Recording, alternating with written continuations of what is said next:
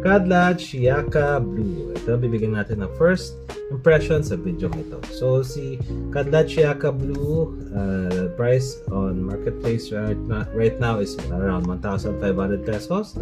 And in terms of the presentation, same as with the other Shiakas that I have reviewed. Meron siyang silver dito sa harapan, and then meron siyang branding dito, and then blue this time around, and meron siyang dito sa ilalim, branding sa ibabaw, and some more details at the back. Okay, now as they have mentioned on some of the reviews that I've seen, si Kadlad Shiaka Blue is a combination of your BDC and your 1 million, or sometimes they compare it also to BDC plus your Invictus. Okay, so don't know yet. So let's go ahead and check on first for Grantica kung ano yung makikita nating main accords nito ni Shiaka Blue. Alright, so main accords would be citrus, amber, fresh spicy, aromatic, lavender, woody, and musky.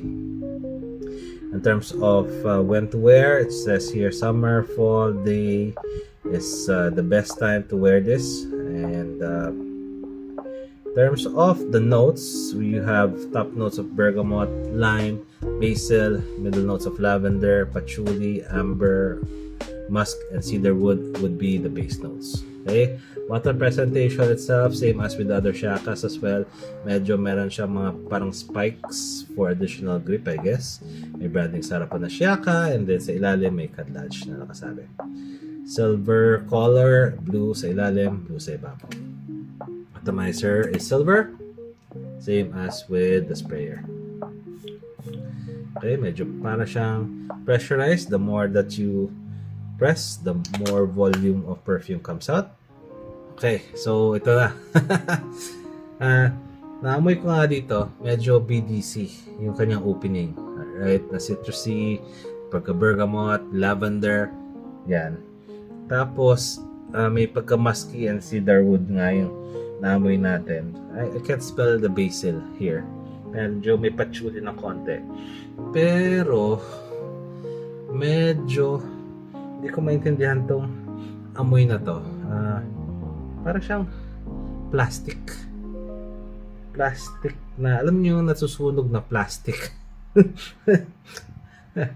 Yun yung bungad sa akin ng amoy ni Shiaka Blue. Not sure kung bakit parang ganon. Naamoy ko pa rin citrus, yung lime, yung bergamot. Pero, amoy plastic siya. Okay? Ba't ganon? Could this be a different batch or variation ng Kadlad Shiaka Blue? Not sure. Pero I think this is really original. Okay? So, it might have something to do with, you know, bago lang siya or kakaspray ko lang. So, I might have to really rest this perfume. Pero, yun nga, para siya amoy sunog na plastic.